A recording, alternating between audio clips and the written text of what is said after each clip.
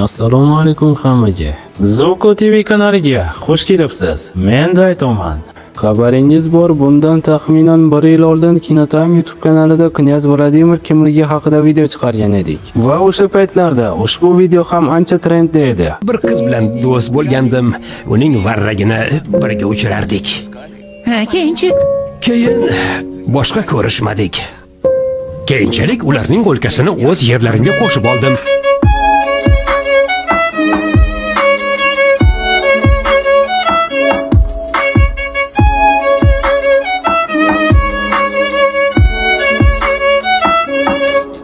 Video davomida knyaz Vladimirning yosh va baquvvat davri ko'rsatilgan multfilm aks ettirilgan edi. Ammo bu multfilm 2016-yilda chiqarilgan bo'lsa-da, haligacha o'zbek tiliga tarjima qilinmagan ekan. O'sha paytlarda Kinotime Telegram kanalida bu multfilm joylangan. 3000 dan ortiq odamlar ko'rgan va YouTube kanalining ham multfilmni izohlar qismida o'zbek tilida yo'qmi, o'zbek tilida chiqaringlar va shunga o'xshash kommentlar bilan to'lib ketgan edi. Bir tomondan bu to'g'ri, chunki bunday davlatlararo nizolar haqida hikoya qiluvchi, shiddatli janglarni o'z ichiga olgan hamda kimsan buyuk knyaz Vladimir haqida hikoya qiluvchi bunday multfilmni o'zbek tiliga tarjima qilmaslik katta xato bo'lardi menimcha.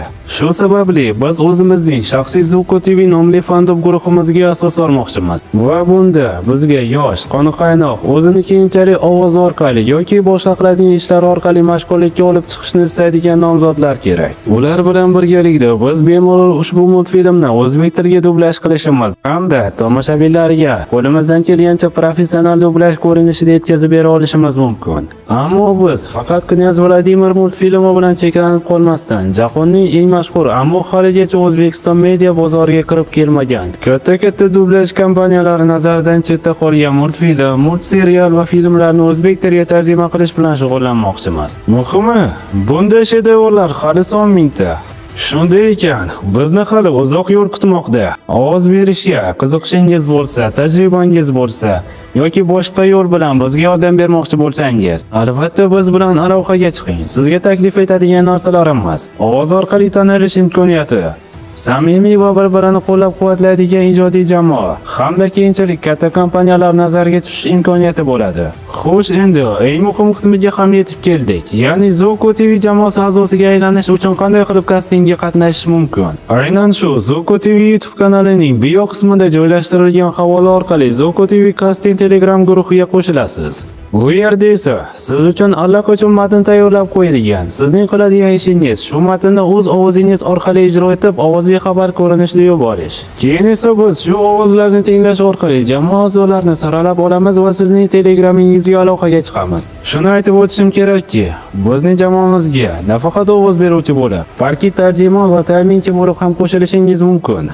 Siz rus yoki ingliz tillarini bilish orqali tarjimon sifatida jamoamizga qo'shilishingiz mumkin. Bunday insonlardan allaqachon bir nechtasi jamoamiz a'zosi bo'lishga ulgurgan. O'ylaymizki, katta maqsadlarni niyat qilgan ushbu kichik jamoani qo'llab-quvvatlaysiz. Hech bo'lmaganda ushbu videoga like bosib, kommentariyada omad deb yozish orqali ham bizni qo'llab-quvvatlashingiz, videoni esa kengroq tarqalishi va ko'proq ijodkorlarni jalb qilishiga o'z hissangizni qo'shishingiz mumkin. E'tiboringiz uchun katta rahmat.